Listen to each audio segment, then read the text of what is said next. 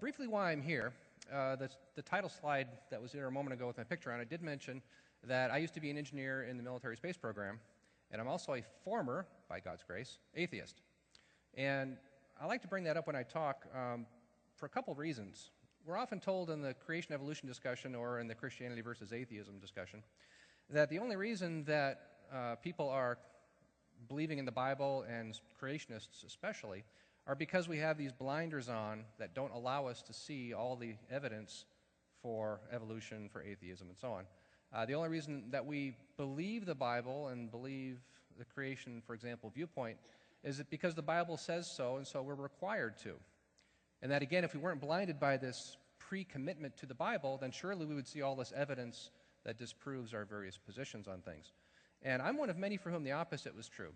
I became convinced that creation was true because of the evidence, and then became a Christian after that.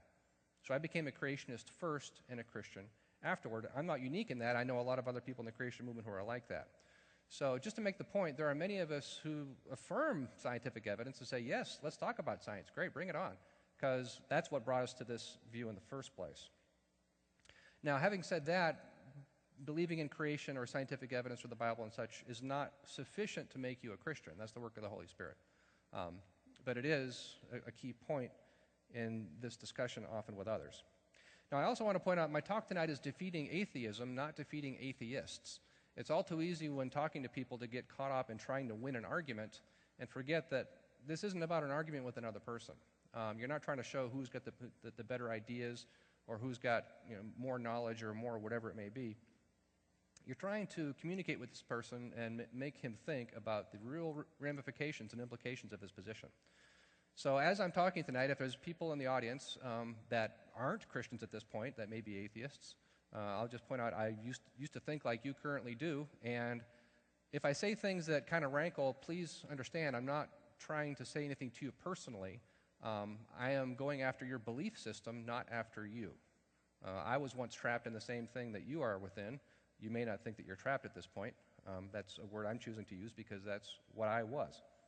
Anyway, let's move on here and talk about what is atheism anyway. Well, atheism comes from the Greek word atheos, which literally means no God. The prefix meaning no, and theos, which means God. So atheism is the belief that there is no God.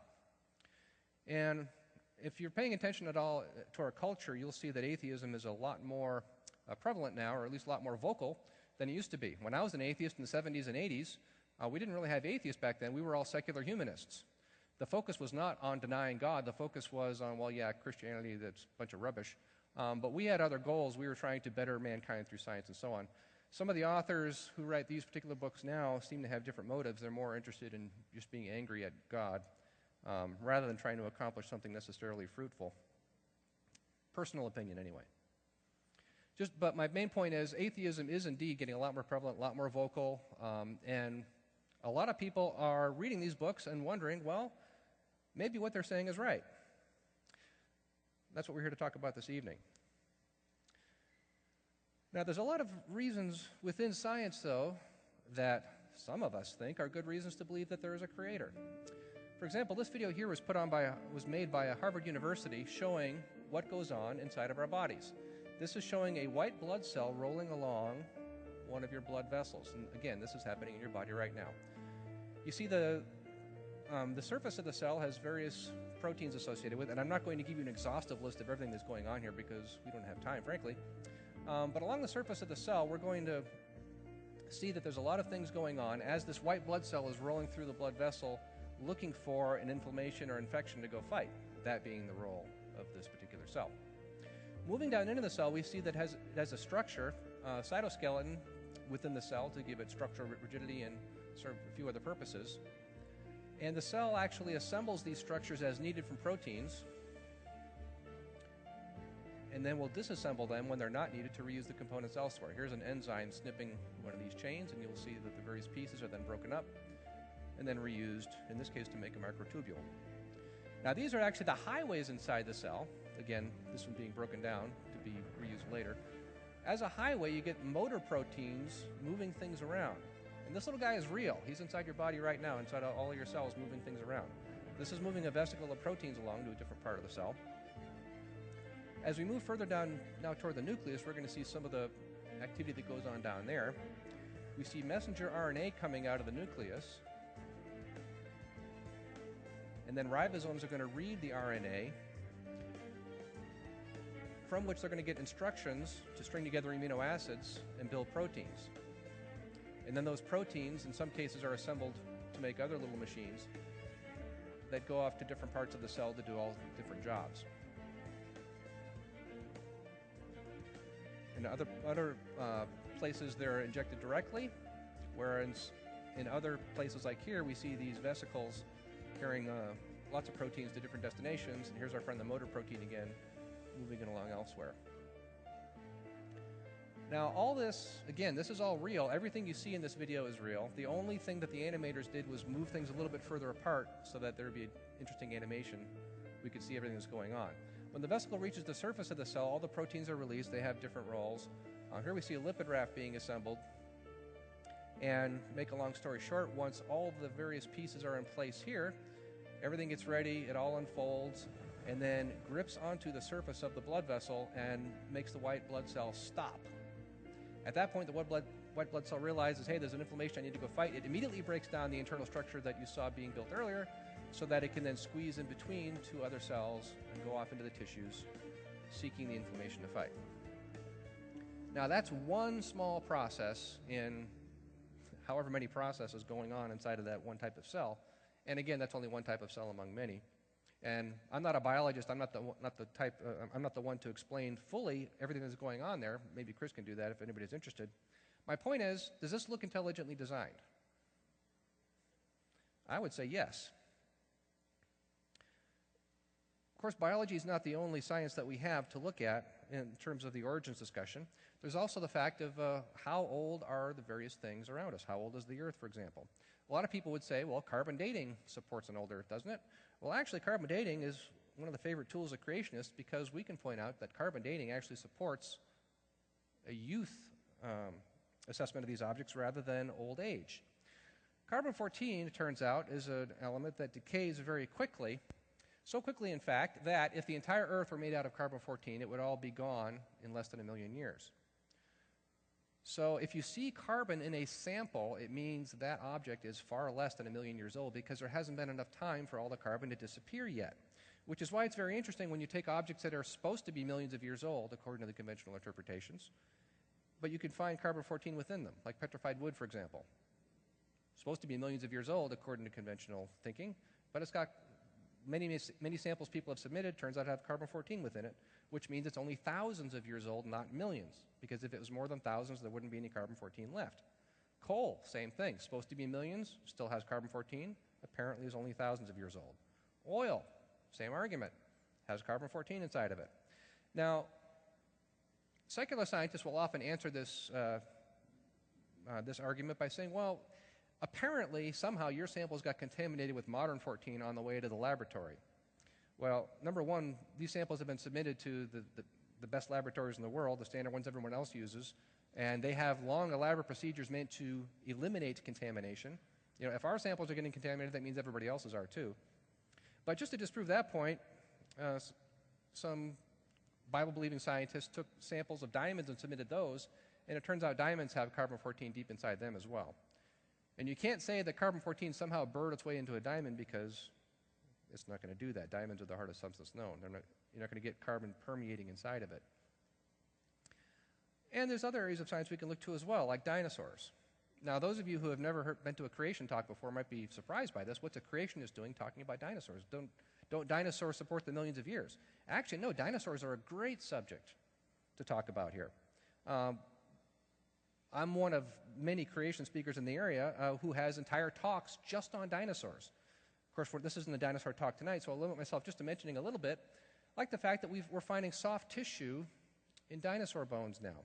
This apparently has been there all along, but nobody was looking for it because everybody knew that the dinosaur bones are millions of years old. But it turns out inside of these things, we're finding stuff like this. Does this look millions of years old to you? Soft, stretchy tissue. This is from the inside of a tyrannosaur leg bone, by the way. And inside of this, further examination reveals blood vessels and blood cells. This is tyrannosaur blood. Millions of years old? Or thousands of years old? What's the more reasonable interpretation here? In fact, further study of this has revealed DNA within some of these samples as well. And DNA has actually been tested to see how quickly it'll break down, even under optimal conditions. Even if you freeze DNA and keep it in an anaerobic environment, it'll still break down naturally over time. After 6 million years, it'll all be gone, again, even if it's frozen and anaerobic. Of course, being out in a rock formation in Montana somewhere, this stuff is not frozen and it's not anaerobic, so it's going to break down a lot more quickly than that. But these samples are supposed to be 65 million years old, 10 times as long as the longest theoretical lifespan of DNA, yet we are finding DNA within some of these samples. So again, this is an argument for these things being thousands of years old, not millions. Within astronomy, this is my background. If you go through the secular models for where the various objects in the solar system come from, you come to some very interesting conclusions there. The secular models actually say that the gas and ice giant planets can't exist. And the terrestrial planets cause severe problems for the models as well. Now, of course, this isn't talked about in the secular science media. We're always told about how there's a swirling cloud of gas and dust billions of years ago, et cetera, et cetera. But talk to the people who are actually working with these models, and you find out that the true story is a bit different. Same thing in other areas of astronomy. Stars, for example. I have a whole talk just on stars and galaxies, but long story short, it turns out that the secular model, meaning the Big Bang here, can't produce stars. There's different mechanisms for star formation, but they all require stars to exist before more stars can be made. Because to create the conditions for star formation, you need an older star to blow up next to a gas cloud, or you need galaxies to collide and crunch the clouds together. Well, galaxies are made of stars, so they have to pre-exist. Several other things as well, but my point is they all require stars to exist before stars can be made.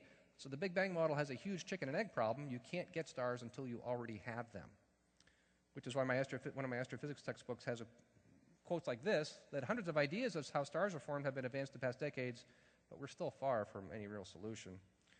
The origin of stars represents one of the most fundamental unsolved problems of contemporary astrophysics. And I'm quoting secular scientists here just to make sure you understand. This isn't just me up here saying this. I'm getting this from textbooks and scientific journals.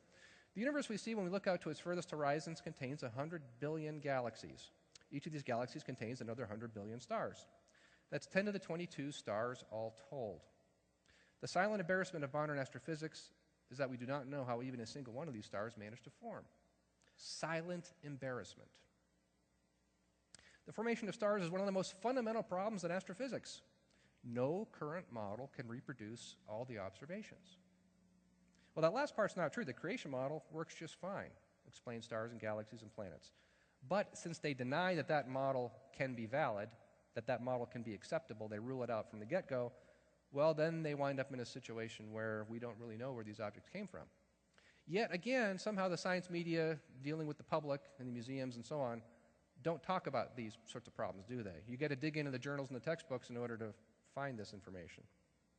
And of course, if stars can't form according to the secular model, that means you can't get galaxies either, because galaxies are big collections of stars, which is why you see quotes like this one: the formation of galaxies on larger scale structure remains TMIUPIMA, the most important unsolved problem in modern astrophysics. Now, I'm just throwing a few samples of typical things that you might hear about in a creation seminar. And in future sessions of this symposium, we'll be digging into these topics in a lot more detail. But just to bring it up here to point out, there is a lot of evidence that we could talk about to support a view of the Bible as accurate history. But the problem is, you talk to, in our example tonight, an atheist about some of these things, and in many cases, the atheist would be familiar with these arguments already, but won't really be swayed by them. Why? Well, because this debate isn't only about the evidence, it's really fundamentally about the worldview.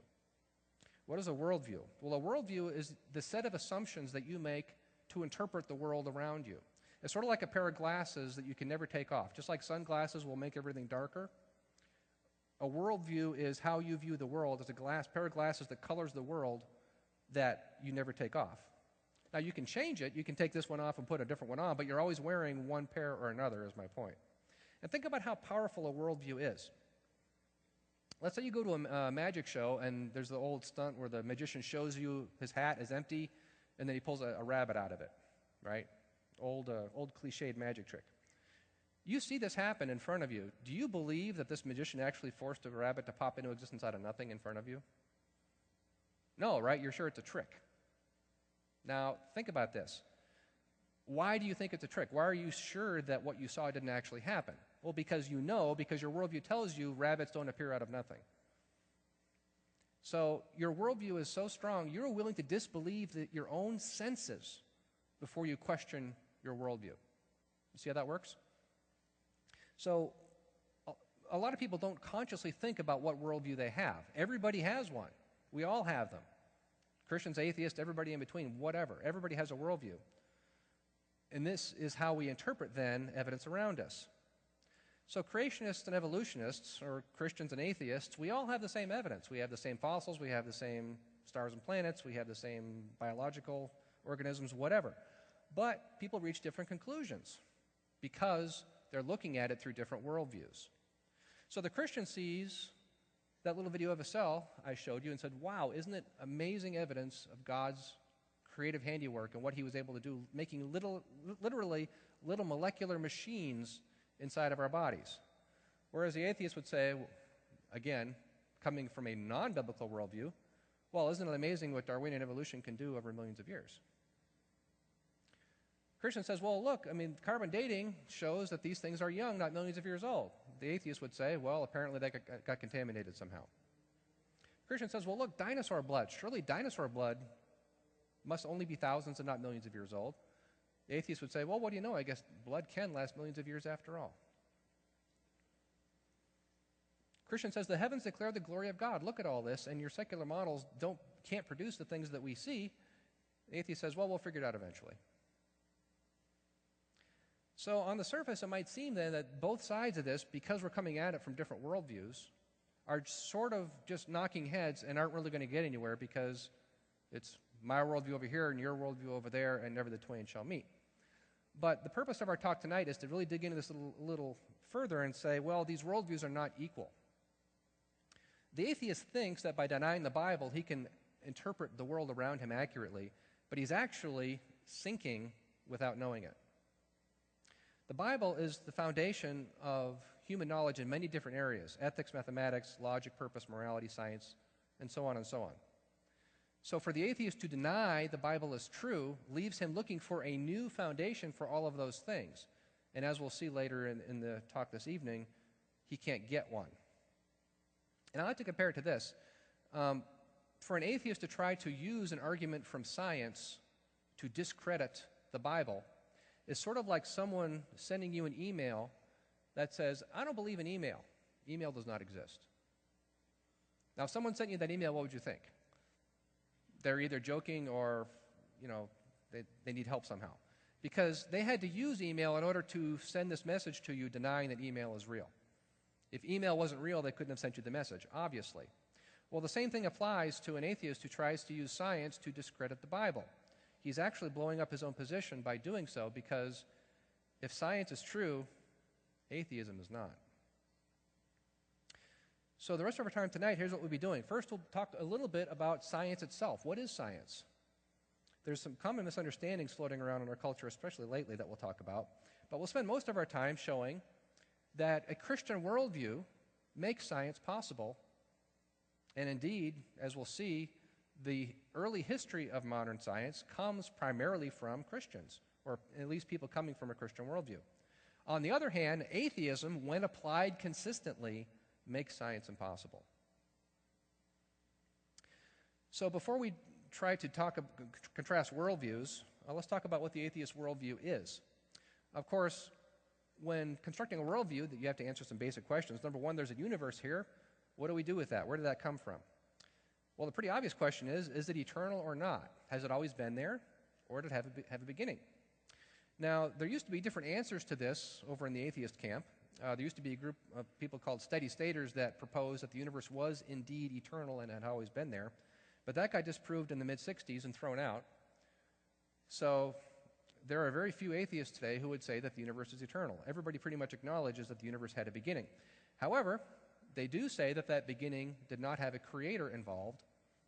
Now, of course, the most popular beginning model today among secular scientists is the Big Bang. but they would deny that any creator or anything external to the universe took a role in that. As Carl Sagan, famous astronomer, once said, the cosmos is all that is, or ever was, or ever will be. Nothing outside the cosmos, no creator desirable or necessary. So the implications of this are, well, if the universe had a beginning, but there was no creator, then that means the universe had to create itself, right? If there's nothing external to the universe by definition, the universe is all that there is.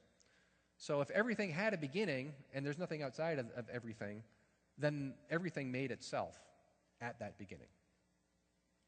Implication number 2 is that since there's nothing external to the universe and since the universe made itself in this self-creation event, the logical outcome of that is a view called materialism, which is that only what is material is real. Reality is just molecules in motion, just matter and energy. That's all there is in the universe, and ultimately. It comes in different forms. I mean, we look different than the chairs we're sitting in, but it's still just matter arranged in different ways. So matter and energy is all that is real or can be real, according to the atheist worldview. We'll talk later about why that's important. So what claims are being made by those coming from the atheist worldview? Well, people like Richard Dawkins are, of course, the most vocal among atheists today. And you see the Richard Dawkins Foundation for Reason and Science. So what is commonly claimed is that the atheistic worldview is based on reason and science and does so in opposition to Christianity and other forms of religion. Professor Dawkins said, sincere people can be cruelly torn, almost in two, between the massive evidence of science on the one hand and their understanding of what their holy book tells them on the other.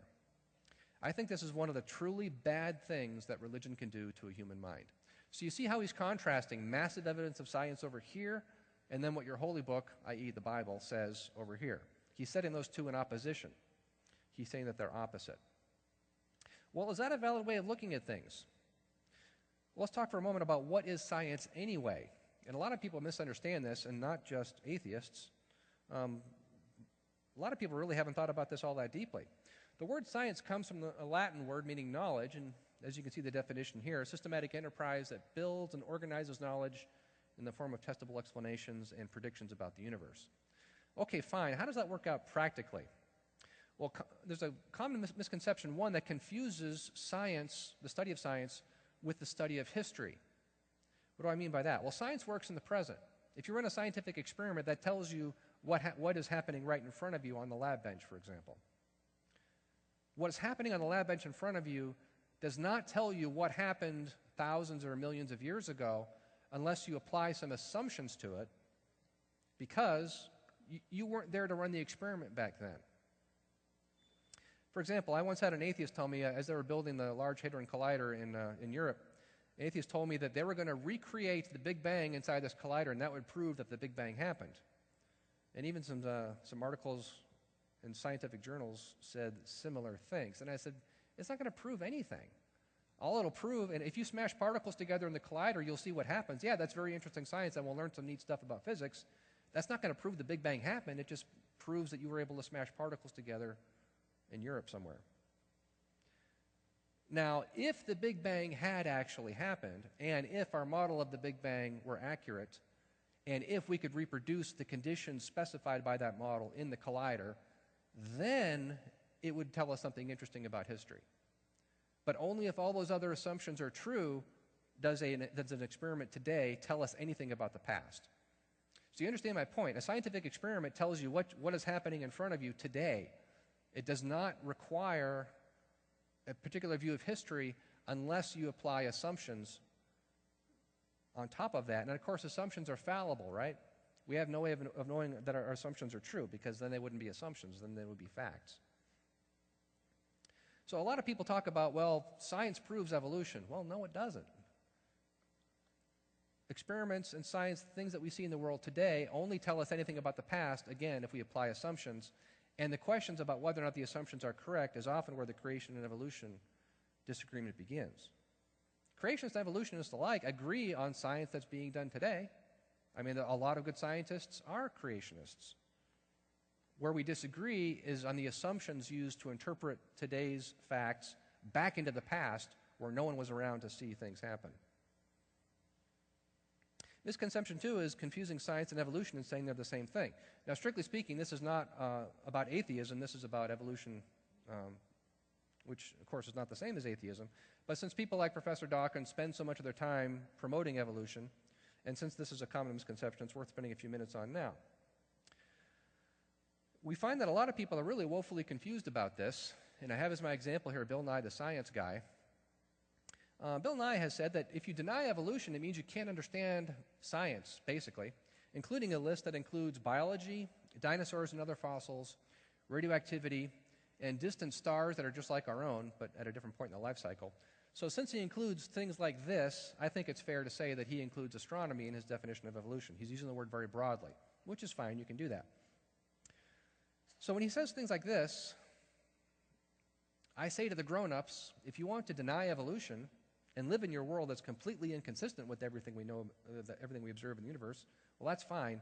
But don't make your kids do it because we need them. We need scientifically literate voters and taxpayers for the future. We need engineers that can build stuff and solve problems.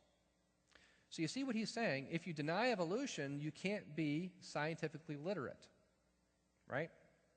Now that's interesting because the history of science is built by people who didn't believe in evolution, who are very strong believers in the Bible. Isaac Newton invented physics, invented calculus, invented a whole long list of things that we take too long to even talk about. One of the scary genius types of history, very brilliant man, and not just in his intellect, but also in the scientific accomplishments, yet he wrote more about theology in the Bible than he did about science. Gregor Mendel, the father of modern genetics, also a Christian. James Clerk Maxwell, discoverer of electromagnetism and the 4 laws named after him. Brilliant, brilliant man. Very, very devout Christian. Johannes Kepler, discoverer of celestial mechanics and orbital mechanics. Same thing. Galileo, Lord Kelvin, Michael Faraday, Louis Pasteur. I could go on and on. The giants of early science were, for the most part, Christians, or at least adhering to some version of a Christian worldview like deism.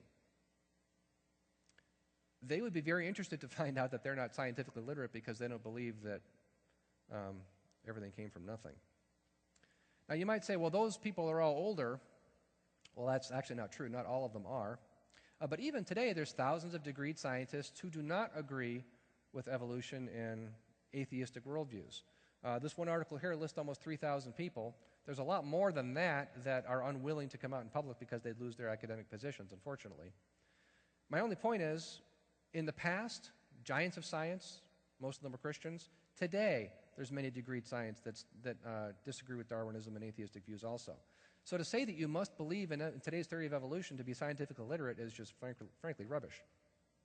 He also said that you need to believe in evolution in order to have engineers that can build stuff and solve problems.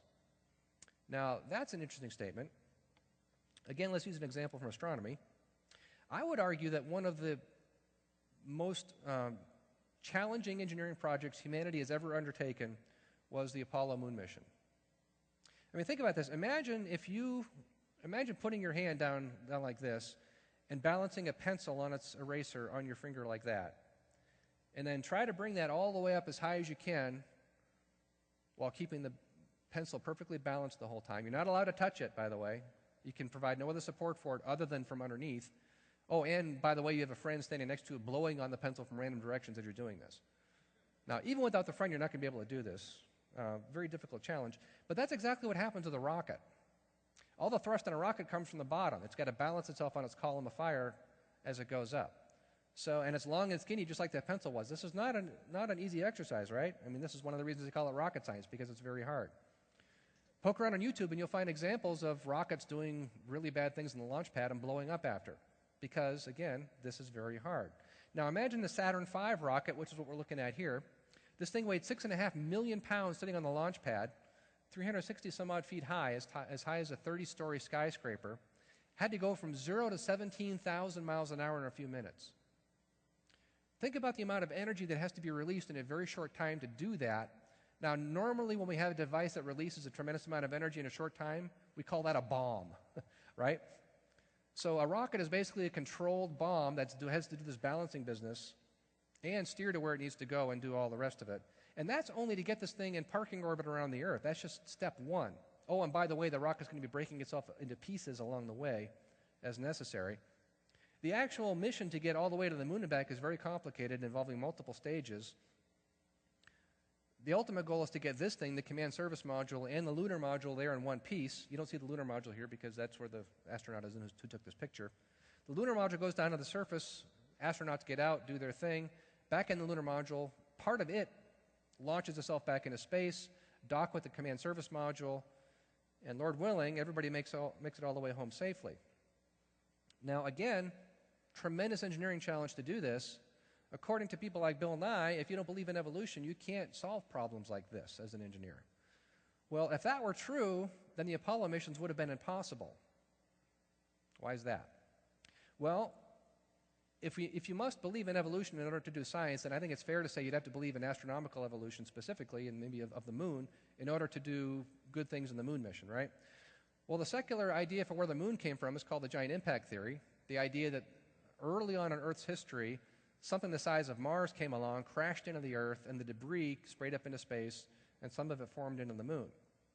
So if what Bill Nye said is correct, you would need to believe that theory in order to be able to do good engineering and get people to the moon and back, right?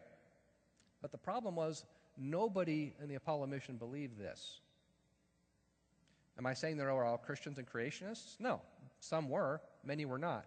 But among the ones who were not, they all believed these other three theories that were competing at the time of Apollo. Secular opinion at the time of Apollo was divided about which of these three theories for the moon's origin was correct. The problem is that when the samples that the astronauts brought back actually disproved all three theories one way or another. So all three theories got thrown away, and then a few years later, this model came out, and now this is the one that's currently accepted. But my point is, this model was not around at the time Apollo existed. Therefore, according to what Bill Nye said, no one believed in the correct evolutionary origin for the moon, so therefore they weren't able to build stuff and solve problems. Does this make sense? His line of reasoning here? Obviously not. You don't need to believe in this secular origins idea to do good things. Oh, and by the way, most of these engineers did this before computers. They used slide rules. I also can't resist pointing out that this theory here has also been disproven. Starting in 2008, some scientists went back and restudied some of the soil samples that the astronauts brought back, found that the volcanic glasses in the soils have water inside of them. That wasn't discovered at first in the 70s because our equipment wasn't good enough, but now with better technology we were able to find more. And that's important because if there's water in the volcanic glass, well, the volcanic glass came from inside the moon. That means there's water inside the moon too. But this theory says there can be no water inside the moon because it all would have been vaporized by that giant collision. So secular scientists currently have no valid model for where the moon came from. Yet, nevertheless, this is still being taught in science media and science programs and science museums. Why is that? Because they don't have anything better to offer. I don't think that's a good reason for teaching something that you already know isn't true. So misconception 2 is confusing science and evolution, and hopefully I've made a good case as to why those two are separate things. Misconception 3 is to equate truth with majority opinion. You often see articles like this. People do surveys and say, well, look, leading scientists reject God. There's more atheists than Christians in various fields of science. Well, a lot of these studies are flawed, first of all. This particular one was published, I believe, in Nature. But even the National Center for Science Education, which is an anti-creation organization, that's their whole point for existing, was forced to back off from that study and say, well, that study was actually deeply flawed. It wasn't well designed for investigating religious views of scientists or anybody else, and so it's premature. There's really no reliable data there. But let's say surveys like this are accurate. Let's say the majority of scientists do actually reject God. Does that mean that there is no God?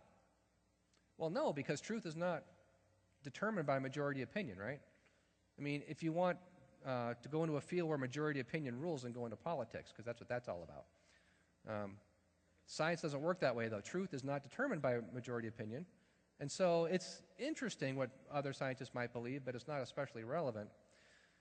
To say that it is very important, though, which is what secular people in the media often claim, means you're running foul of what's called the Gadarian swine fallacy. Do you remember the story in the Gospels where Jesus cast demons out of a couple men, and the demons begged permission to go into the swine, and he granted permission, so they went into the swine, and then all the swine rushed into the lake and drowned?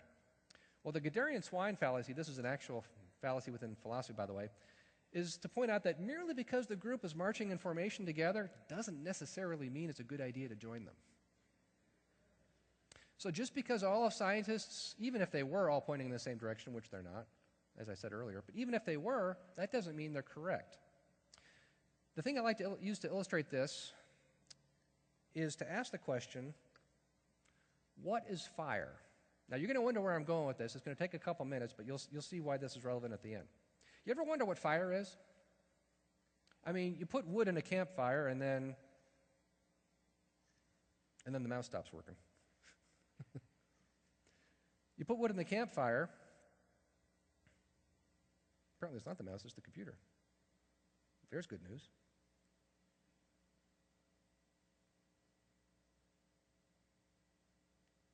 There we go. You put wood in the campfire, the wood burns, and what's left, the ash, is obviously a lot less than what you started with, right? So something left. But what was it that left? Well, a man named George Stahl thought he had the answer to this. He figured out that all matter, all physical stuff, is made up of two things. Its essence, that which makes it wood in this case, plus phlogiston, which is sort of the essence of fire. Stahl was still influenced by some ideas from Aristotle, and he still thought in terms of essences. But he said, it makes a lot of sense that the wood is the essence of the wood plus fire, and that when you ignite the wood, all the phlogiston, all the essence of fire, if you will, escapes. And that now the phlogiston itself is invisible, but when it interacts with the air as it escapes, that's what flame is. And you can also sense that this is occurring because of the heat that's let off. So he realized, well, different things have different amounts of phlogiston in it, different amounts of this essence of fire. A rock, for example, has very little because a rock doesn't burn. You try to set it on fire, no phlogiston comes out, therefore it doesn't have any to begin with. Whereas charcoal is almost pure phlogiston because it burns very hot and very easily and leaves very little residue. Not only that, when you heat metal, it was known that a powder will form on the outside of the metal. That powder was called a calx. So apparently metals will hold on to its phlogiston a little more strongly than wood will, for example, but nevertheless the phlogiston will still slowly leak out and leave this essence of the metal, its calx, behind. It was also realized that you could actually reverse this process and put the phlogiston back into the metal by smelting it with charcoal. Remember, charcoal is almost pure phlogiston. So take a metal that's been calcified, that's got this powder on its surface from where the phlogiston left, combine it with the phlogiston again, and you get the original metal back. Well, this is pretty cool. I mean, you take the phlogiston out, put it back in, do it as many times as you want. Then they realized, well, that explains some other things. For example, if you have a candle burning and you put a bowl over the candle eventually does what? Goes out. Why does it do that? Well, you can see the candle start to struggle and then go out. Apparently, as the phlogiston is being released into the air inside the bowl, the air gets saturated until it can't take anymore, and when it can no longer accept any more phlogiston, the candle then stops burning. So air that has been saturated with phlogiston was called phlogisticated air. Then it was found that not only candles burning will do this, mice will do the same thing. You put a mouse under a bowl, it too will eventually saturate the air until the air can't take anymore, and then the mouse dies. So it was then understood, well, respiration must also be related to combustion in this whole phlogiston process. Then it was found out that, well, when you heat mercury, you get a new kind of air that comes off of it. They didn't use the word gas at the time. They just called it air. So when you heat mercury and you capture the air that's released, this air has some interesting properties. Mice would live longer in it under a bowl. Candles would burn brighter. Well, that must mean this air had less phlogiston in it to begin with, so they called this dephlogisticated air.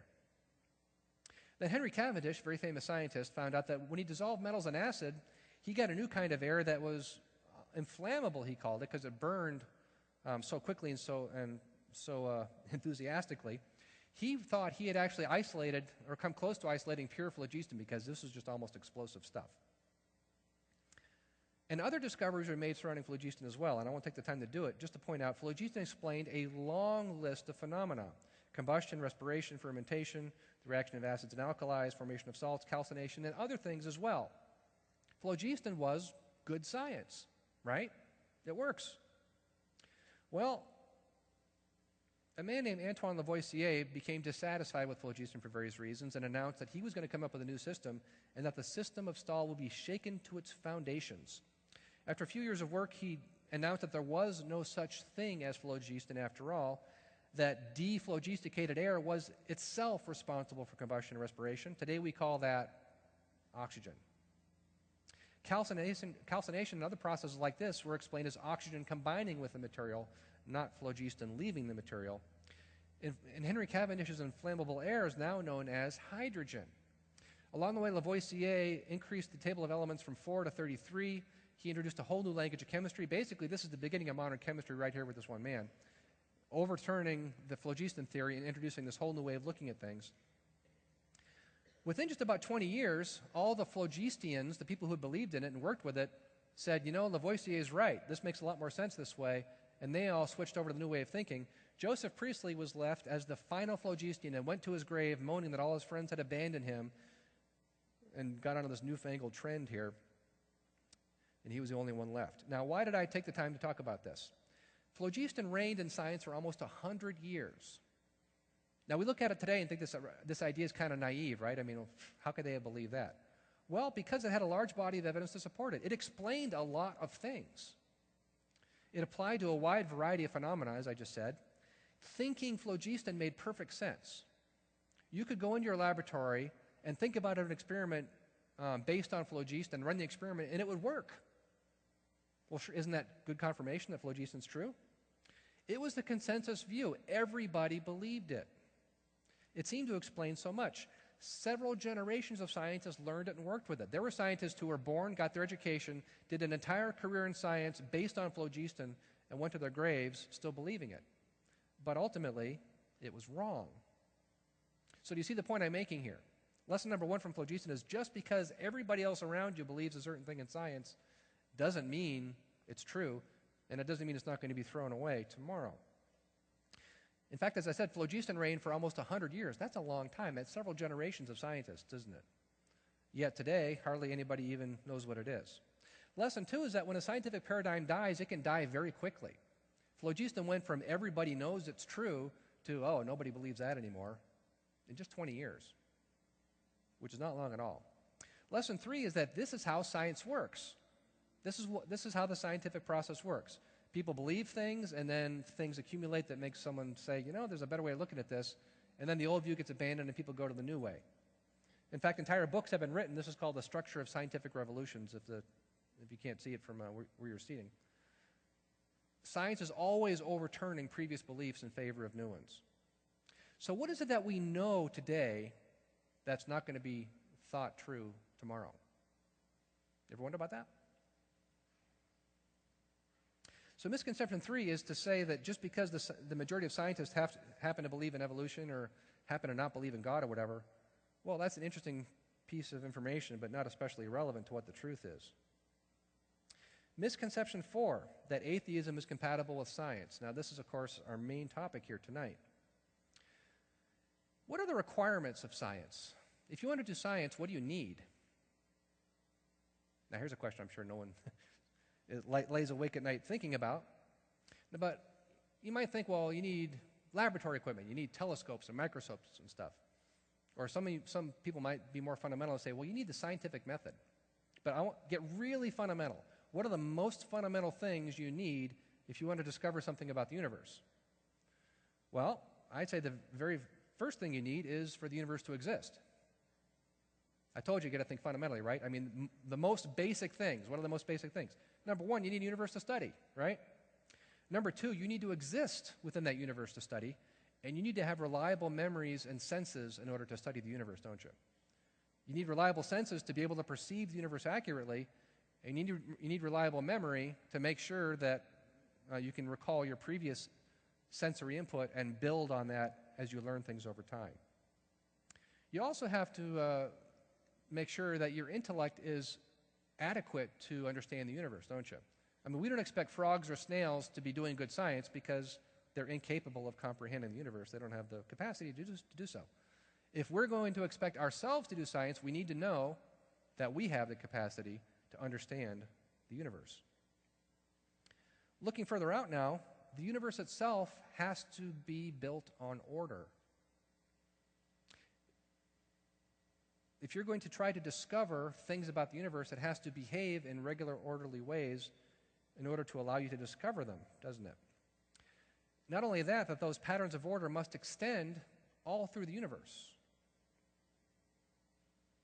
You also need laws of logic, and lastly, you need mathematics. Now, there's other things you could add to this list, but I'm trying to get the most basic fundamentals of science. Does everybody agree that all 7 of these are required in order to do science? That's reasonable? Yes?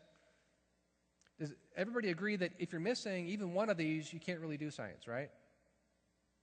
Now, I'm going to argue that coming from a Christian worldview, you get all 7 of these. The Bible endorses all 7 of these, and you can know that all 7 of these are true if you're a Christian with a Christian worldview. Conversely, if you're an atheist coming from an atheistic worldview, of those 7, I'm going to argue you get none. In fact, several of these are going to contradict your atheistic worldview. So let's look at this. Number 1, the universe. Does it exist? Well, since I believe in the Bible, I can say yes, because in the beginning, God created the heavens and the earth. That means that the heavens and the earth do actually exist, right? And of course, there's lots of other verses in Scripture we could point to. But yeah, clearly the Bible says the universe exists, so no problem. What about if you're an atheist, though? You're not, of course, going to rely on Scripture to tell you anything. You're going to deny that it's true. So where do you come up with justifying the existence of the universe? Well, since you believe in a self-created universe like we talked about, remember? Because the universe can't be eternal. Science says it can't be. Therefore, it must have had a beginning. But since there was no creator or anything external to the universe, that means it had to create itself. There was a time when there was no universe, and then there was a universe, and there was nobody or nothing else around to do it. The universe had to create itself. There's no time before the beginning. Most importantly, there was no cause for the beginning. There was no reason for this to happen. Now think about this. If the universe created itself, there had to be a point at which the universe did this for no reason, right?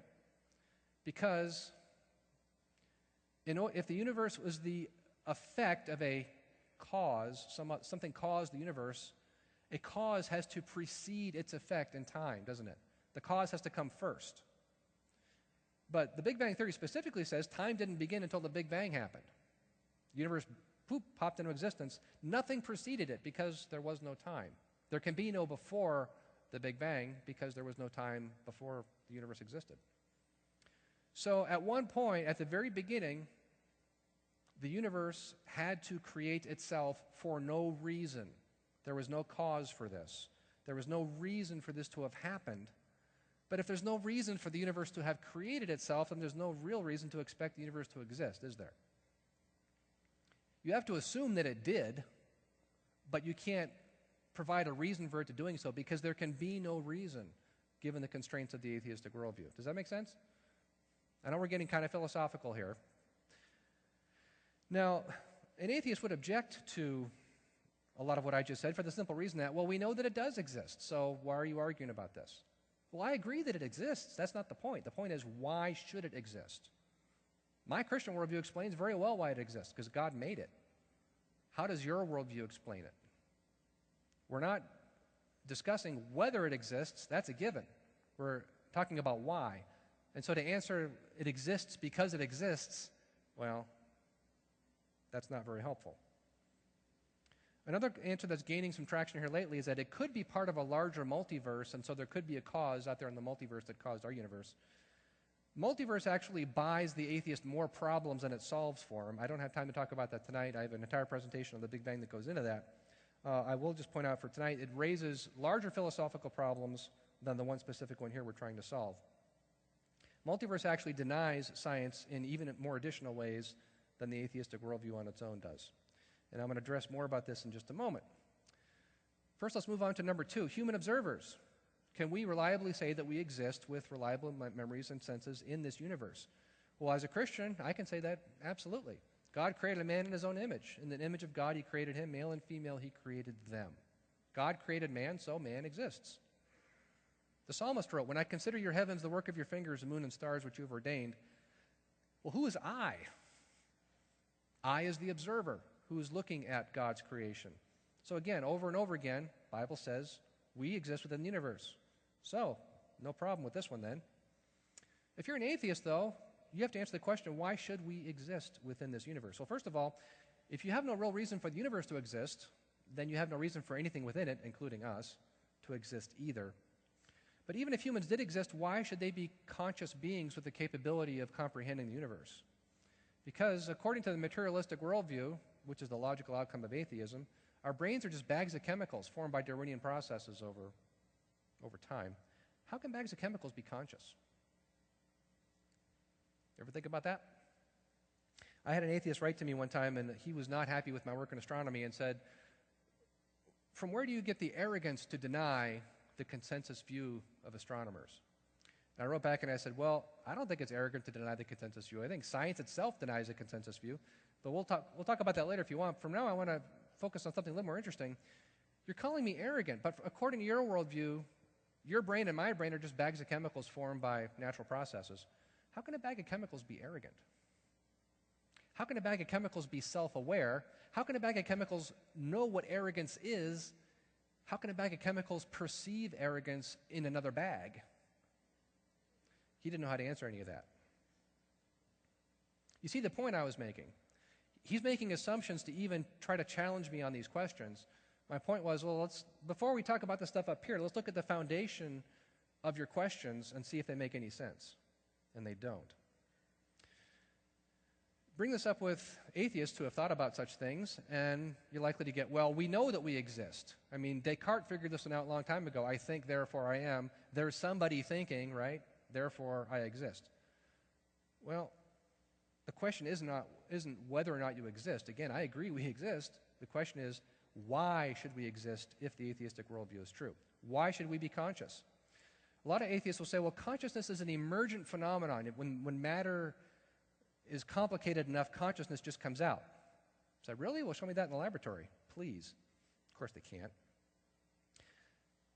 More and more people are saying consciousness is actually just an illusion. So, okay, well, let me get this right then, Mr. Atheist. Okay, so you're saying consciousness is an illusion, yes. So you aren't really a conscious being because your consciousness is an illusion, yes. But you're making so who then is telling me that consciousness is an illusion if you're not really there? If you don't really have a consciousness, then what being is communicating or trying to communicate this thought to me? And if our brains are just bags of chemicals and our thoughts are merely chemical reactions within them, which is ultimately what atheism requires, can chemical reactions really discern truth? Don't you need consciousness for that? But consciousness is a non-material thing, which the materialistic view ultimately has to deny, which is why they're saying it's an illusion and so on. The Big Bang Theory gets even more interesting with this. Now, of course, you don't have to believe in the Big Bang to be an atheist. I mean, atheism is a broader belief than just the Big Bang, but since most would accept the Big Bang as being the valid view of cosmic origins, the Big Bang has a problem that's been growing lately called Boltzmann brains. And I wish we had more time to talk about this because this is a lot of fun. I'll just quote this one article to you that kind of describes it. It could be the weirdest and most embarrassing prediction in the history of cosmology, if not science. If true, it would mean that you yourself are more likely to be some momentary fluctuation in the field of matter and energy out in space than a person with a real past in an orderly star-spangled cosmos. Your memories and the world you think you see around you are illusions. This bizarre picture is the outcome of a recent series of calculations that take some of the bedrock theories and discoveries of modern cosmology to the limit. Basic problem is that it's hard for nature to make a whole universe. The Big Bang model has gotten to the point where it's extremely contrived to try to make a universe from it. And so it turns out then it is much more probable and much easier that fragments of the universe were made, like planets, yourself in a spacesuit, or even in the most absurd and troubling example, a naked brain floating in space. In other words, the Big Bang Theory has gotten so contrived and needs to be so finely tuned in the beginning of it that it's actually more probable that the Big Bang didn't happen and that the only thing that did happen was a brain popped out of nothingness, complete with false memories. So this room is not real. I'm not real. The people sitting on either side of you are not real. You're the only real thing in the universe. Your body, this room, everything else is an illusion. You didn't really walk into this room at the beginning of the talk because there was no beginning of the talk. That's a false memory because your brain popped into existence with chemicals arranged in such a way with these fake memories Oh, and by the way, you're going to die in a couple seconds anyway because there's no body to support you. Meanwhile, you're having this illusion that there's a real world around you. Article goes on, nature tends to do what's easiest from the standpoint of probability, and so these brains would appear more frequently than full-fledged universes. Alan Guth, who's a rock star among cosmologists, by the way, pointed out that some calculations result in an infinite number of free-floating brains for every normal brain, making it infinitely unlikely for us to be normal brains with real bodies in a real universe. Now, this is real stuff now. Now, you're not going to see this in the science programs because it's obviously ridiculous. And even the cosmologists who are talking about this don't believe it because they say, well, this is obviously absurd. But that's what their theories predict. They're saying it's absurd in spite of what their theories say, not in accordance with what their theories say. And just to clear what we're talking about, this is not saying that you're a brain floating in the universe all by yourself because there is no universe. This is what it's talking about. You are a brain with nothing else around you because there is nothing else. And of course, if there is nothing else, there's no universe to study, and therefore there can be no knowledge of science. Now, I'm not saying atheists believe this. Most of them have never heard of this, and they'll look at you funny if you try to bring it up. My point is, this is where atheism, taken to its logical conclusion, winds up. You can't even be certain that there is a universe out there to study, which means you can't do science. Number 3, are humans adequate to understand the universe in the first place? Well, the Bible says yes. The heavens declare the glory of God, and the firmament shows his handiwork. That means that the heavens are capable of declaring God's glory, and we're capable of comprehending that glory, right? So as Christians, we don't have a problem with this. Atheism, however, ultimately has to say that our brains aren't really trustworthy. Because if our brains weren't intelligently designed, why should we trust them? Right? Why should a bag of chemicals be able to perceive the universe accurately and draw true conclusions? No real reason for that, right? Now, most atheists would object to that if they thought about this. Well, evolution gives us well-functioning senses and brains, so we can trust them. Well, problem with that, though, 2 problems, actually. Alvin Planting, a Christian philosopher, has pointed out that evolution only selects for survivability, not for the brain to perceive things truthfully. Now, that's a long argument, and I will refer you to his work if you want to chase that one down. I would just point out it doesn't matter because to say evolution means we can trust our brains is circular reasoning. The atheist is saying we can trust our brains because evolution is true. Well, we can trust evolution is true because we perceive it with our brains. So we can trust evolution because we can trust our brains. We can trust our brains because we can trust evolution. Round and round we go. You see how there's no external foundation for any sort of truth here. And I'm going to have to speed up a bit because my time is drawing to a close. Order and regularity, does the universe have it? The Bible says yes. While the earth remains, seed time and harvest, cold and heat, summer and winter, day and night will not cease. Can an atheist, however, affirm that the universe is orderly? I would say no. Think about this. If there was no cause for the beginning of the universe, which there could be no cause in the atheistic worldview, consistently, then that beginning must have been a random event, right? There was no reason for it. And cosmologists would agree. The universe is simply one of those things that happens from time to time. Another guy said, maybe there is no ultimate cause for the universe. It just happened. Well, if the universe was born in randomness and chaos and things that happen for no reason, they just happen, what right do you have to demand the universe to operate according to strict laws of physics from that point on? Is that being consistent? No, it's being inconsistent. But you need to be able to expect that the universe operates according to laws of physics in order to discover them, right? A universe that's founded in chaos and randomness cannot be expected to adhere to laws of physics afterward. Therefore, a consistent atheist has no real justification for science. Now, some would object, but we observe patterns anyway. We know the universe is orderly. Well, I agree the universe is orderly. That's because God created it that way. But coming from your atheism, how do you justify its orderliness? And there are those who are thoughtful enough to realize that there's a problem for them.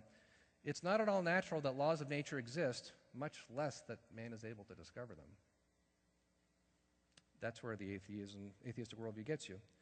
And because my time is short, I'm going to skip a section here. This is my first time giving the talk in this format, so. Laws of logic, another requirement for science. As Christians, not a problem. Come now, let us reason together, saith the Lord. God thinks logically and expects us to do so as well. So as Christians, we can affirm logic. We can affirm that logic comes from the Creator, that it's abstract and non-physical, and that it's absolute and universal because it has an external source. The atheist, however, has no real basis for logic. Why is that? Because the atheistic universe is just matter and energy. Remember, it's materialism is the underlying idea here. Only that which is material is real. There was a debate a few years ago, well, quite a few years ago now, between an atheist and a Christian. Gordon Stein, famous atheist at the time, and Greg Bahnsen, a Christian professor. And Stein got up there using the usual, oh, God is evil because this, that, and the other, and the Bible is wrong, and blah, blah, blah. And Bahnsen said, you know, I disagree with all that, but set that all aside. Dr. Stein, you're a materialist. I read your works, you're a materialist, right? Yes. That means only that which is material, that which is physical, can be real. Yes. Well, therefore, you deny laws of logic, don't you? What? Stein didn't know what he was talking about. Well, laws of logic aren't physical things. They're not material. I mean, you can't hold a law of logic in your hand, right? It's just a concept. It's mental rules that we use. But your worldview denies that anything non-material can exist. Since laws of logic are non-material, you're denying that logic can be true, because if something that can't exist can't be true either, can it? Stein had no answer for that. And he tried to get her out of it the rest of the debate, and Bahnsen just kept hammering him. Stop bringing up all these other topics. You need to establish a foundation. What right do you have to be even using logic in our argument here, in our debate here this evening, when your worldview actually says it doesn't exist? So a consistent atheist can't actually affirm the truth of logic. Now, they'll say, well, we can use logic because it works. Well, I agree that it works, Mr. Atheist, but your worldview says it shouldn't. Some will say, well, logic is just a human construct. It's a convention that we decide to use. Well, that doesn't work either, because if we choose to use it, we can also choose to use different versions of it or choose not to use it at all. Is science going to work if an equation can be both true and false at the same time? Or does science require logic to be true in order to work? I think the answer to that's clear. Sometimes you'll hear, well, I'm an atheist, but I can still use logic anyway. Well, yes, that's because you're acting like me, a Christian, instead of acting like a consistent atheist. Last one, mathematics. The Bible says in 6 days the Lord made heaven and earth and all that's in them. So the Bible uses numbers from the very beginning of creation, right? So therefore we can say, yeah, numbers are real things. Heavens declare the glory of God. There's no speech or language where their voice is not heard. The Bible talks about a universal language spreading out through, or that pervades all of creation, that surpasses all human language, and that's why we can all understand that there is a creator. If you study physics, you'll be struck by the fact that there is a universal language that pervades creation, and it's mathematics. I'm showing you here Maxwell's equations of electromagnetism. I was stunned when I studied these in college. Number one, the beauty of them. Number two, the off-the-charts brilliance of Maxwell to figure this stuff out. But number three, the fact that the universe has this order to it. Even among secular scientists, some are acknowledging this. Come on, computer, you can do it. And there's a book out now by a cosmologist, just came out 2 months ago, called Our Mathematical Universe. He proposes that our universe is actually math, and physical reality is just a manifestation of that. Now, that's dragging in Eastern religion concepts, but my point is, even he is admitting how pervasive mathematics is. Now, an atheist, however, has a real problem with math existing.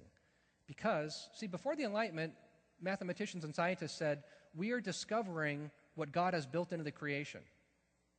Once the Enlightenment happened and people started to say, well, maybe there is no God. Well, if there's no God, then God didn't create mathematics, so what is mathematics anyway? Well, it must be a human invention. So today, the widespread view is not that math is something we discover, it's something we invent. It's just a fun mental game that mathematicians play. So, you could comment like this: math is the most original creation of the human spirit. This guy said a mathematician is entirely free within the limits of his own imagination to make whatever words he pleases. He's not discovering the fundamental principles of the universe, and he's not becoming acquainted with the ideas of God. This guy said numbers are free creations of the human mind. Think about this. Numbers are not real according to this view, are they? 2 plus 2 doesn't really equal 4 because 2 plus 2 aren't real things. They're just mental games that mathematicians play. Math is a body of knowledge containing no truths. Really? Math has no truth whatsoever. well, that means that these wouldn't be true. But these are true. This tells us how electricity and magnetism work, these four equations right here.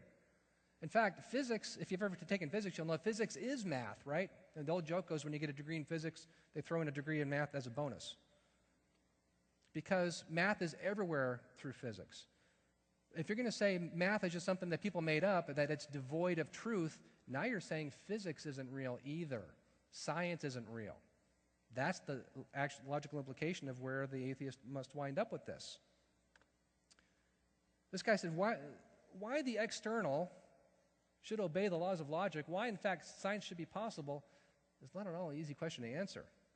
When you deny a creator, then you ultimately have to say math isn't real, and then you have to say science isn't real. Well, why do math and science work so well? Well, we don't know. The miracle of the appropriateness of math for the formulation of physics is a wonderful gift, which we neither understand nor deserve. The enormous usefulness of mathematics and the natural sciences is something bordering on the mysterious, and there's no rational explanation for it. No, there's a perfectly rational explanation. There's a God of order who created the universe according to mathematics. But the best atheism can offer is that math is, even though it's devoid of truth, mathematics has given man miraculous power over nature. Is that really possible? Does that make sense? That a fun mental game that some mathematicians made up with no truth whatsoever, zero truth, nevertheless somehow is the basis of science, which describes everything from faraway galaxies to the operation of microscopic cells. Now, as Christians, we don't have this problem. Leonhard Euler, for example, probably the greatest mathematician in history. I mean, he made a long list of contributions to math and physics. He was also a devout Christian who authored a book in defense of divine revelation against the objection of the freethinkers, defending the divine inspiration of Scripture against the atheists of his day. The giants in math and science understood that they were discovering what God had already built into the creation around them, and that's why they were able to accomplish so much. If you're going to be an atheist and come at this from an atheist worldview, you get math that's devoid of truth, you have no laws of logic because they're immaterial and therefore can't exist. You can't even be sure that you yourself exist or that the universe exists. You can't do science under those conditions. So, brief review, we saw that there's 7 fundamentals of science. Christian worldview gives us all of those because the Bible says they're all true. Atheism ultimately gives you none of those. Skip forward a bit. People take it for granted that the physical world is both ordered and intelligible. The underlying order in nature, the laws of physics, are just accepted as given, as brute facts, even though nobody asks where they came from. But even the most atheistic scientist accepts as an act of faith that the universe is not absurd, that there's a rational basis to physical existence that's at least partly comprehensible to us. So science can proceed only if the scientist adopts an essentially theological worldview. Interesting admission there. So when an atheist tries to use science and logic, etc., against a Christian worldview, he really has to assume that the Christian worldview is true, doesn't he? Because his atheism doesn't supply anything necessary to support science, logic, or the rest of it. It's like the guy sending you an email saying email doesn't exist. He had to use email to send that to you. So when an atheist therefore uses science and logic, he's really discrediting his own worldview because those things are incompatible with it. So although he might think he can use science as a weapon against Christianity, this is really the only weapon he's using. The Bible says the fear of the Lord is the beginning of knowledge. So when you deny the Lord, you're not going to wind up at valid knowledge. Because instead, the heavens declare the glory of God. The creation proclaims the glory of a creator, as indeed we see. I have a newsletter on creation astronomy, free email. You can go to my site, creationastronomy.com. If you like this kind of perspective on things, obviously it focuses on astronomy, whereas tonight's talk was more about worldviews. That's available to you. There's also a couple DVDs. I mentioned earlier that I have several talks on the solar system and such, exposing the secular model's problems and explaining any of this. Those are available on the book tables back there. And I thank you for your attention. Let's close in prayer. Father in heaven, we thank you, Lord, that we can gather in your name. We thank you, Father, that you have given us the ability, Lord, to perceive it in some small aspect at least, Lord, your glory in that which you've revealed to us. Father, please help us to use this to glorify you more, Lord, to serve and worship you better, and to share your truth with others, Lord. Please give us the ability to do so. Grant us grace and wisdom, proper words to use. We just thank you and praise you, Lord, for all things. In the name of your Son, we pray. Amen. You guys thank Spike. Thank you. So we're going to take up an offering briefly. So if you want to get that ready, again, make out any checks to Cedar Park. All the funds are going to be turned over directly to them. But we do have a lot of expenses. We don't want this to cost the church anything at all. So travel expenses on the speakers that we're bringing in the future, our videographers, our sound guys, we got to cover a lot of expenses. So our usher's going to come forward and begin an offering. We have an opportunity. We got to kind of close here in a little bit, but we want to give you an opportunity to ask a couple of questions. We can only take about 2 or 3 because we want to close down pretty promptly at 8:30. So if you have a question for Spike, then raise your hand, make your way out to the aisle, and I'll come around. Make sure it's questions I can answer quickly. Recently there was something on the news about at the South Pole they had found the evidence for the Big Bang, and they were all at Twitter about it. Do you know what that was all about? Yes.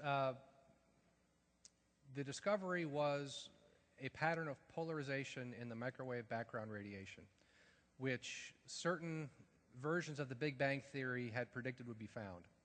So the media was proclaiming the smoking gun for the Big Bang is found, this proves beyond a shadow of a doubt, et cetera, et cetera. As frequently happens, the media was really overstating the case. Even among cosmologists, a lot of them said, we are cautiously optimistic that something was found here, but it needs to be confirmed. First of all, this is just one study that was done. So even the cosmologists who believe the Big Bang say, no, we need more studies to confirm that what is being claimed here is real. There was also some questions about certain numbers within the data that were not what expected. Some people had concerns about that. But even setting all of that aside, so briefly what they found was, when we look in the sky and look into deep space, there's radiation coming at us from all directions. Now, obviously, there's starlight as radiation, and there's galaxies and whatever else. But subtract all that out, even in space where would appear to be nothing, there's still a very low temperature radiation down in the microwaves coming at us from all directions. And Big Bangers interpret that as a certain event early in the history of the Big Bang, 380,000 years after the beginning, that would have produced this big burst of radiation that we're seeing the remnants of today. Now, this is very, very low temperature. We're talking 2.7 degrees Kelvin, 2.7 degrees above absolute zero. And there's very, very slight differences within that from one spot to another. And what they announced here recently was differences in polarization coming at us. Imagine a photon kind of swirling on the way down to us, and they're swirling in different patterns. It's not something you can point to one spot in the sky and say, oh, from this direction we're getting this temperature and this polarization. These are statistical analysis, meaning they took all the data and they had to filter out a whole bunch of stuff and crunch a bunch of numbers and then say, well, on average we're seeing this, that, and the other. So there's levels of interpretation going on already between observations and the data that are being proclaimed. But even setting all that aside, even if the data were actually what they're claiming, it doesn't prove that the Big Bang happened. It would prove that if the Big Bang happened and if certain theories of inflation are true, that what we're looking for, constrains some of their models more tightly. But there are creation cosmologies that also say there should be a microwave background in all directions, and that also say that the universe would have been filled with an early hot plasma, which presumably would have gravitational waves which would leave a similar sort of imprint. So what they found, if they found what they claimed to have found, that would be consistent with a couple versions of the Big Bang and maybe less consistent with some other versions, but it's also consistent with some creation cosmologies as well. So it's inaccurate to say, oh, this is the smoking gun for the Big Bang, it proves beyond a shadow of a doubt. It's kind of like someone's on trial for breaking into a house, and the prosecutor says, well, Your Honor, we figured out that if he indeed did break into the house, there'd be broken glass inside that window. We found the broken glass, so therefore we know he did it. Well, no, it means something happened, but it doesn't mean it was the guy sitting here in front of you that you know. So same thing here. If that polarization pattern does indicate gravitational waves early in the history of the universe, that will be consistent with some versions of the Big Bang, but it would also be consistent with some creation cosmologies. So therefore, you can't say it proves the Big Bang happened if it also supports other histories as well. Does that make sense to everybody? I had to greatly oversimplify that, but hopefully that made sense. At the beginning of your talk, you mentioned carbon-14 and how it goes away after less than 1 million years, I think you said? Well, I said if the entire Earth were made of carbon-14, it would go away. Carbon has a half-life of a little over 5,000 years. I don't think she was done with her question there, Chris. So it goes away very quickly, and there's very little of it to begin with in nature around us. Well, I was just wondering how we know that. How we know that? How do we know how long it takes to go away? Because you can measure it in a laboratory, and it decays quick. Well, the way this stuff works is any given atom of an element that decays, you can't say for sure when that one's going to decay. It's a statistical analysis. So you take enough of it, and then you look at how they behave as a group, and then you can extrapolate. So, for example, uranium is believed to have a half-life of about 4.5 billion years. No one has been watching a chunk of uranium for billions of years to see if that's true. What they do is they take a big chunk of it in the lab and say, well, in a year, so many atoms decayed out of however many gazillions you started with, and then we can calculate the ratios from there. So in the environment around us, carbon-14 is one of the things that decays very quickly as far as these dating methods go. So roughly a little more than 5,000 years is the half-life. So whatever amount you start with, 5,000 years later, half of it's gone. 10,000 years after the beginning, you're down to 1/4, half of the half, right?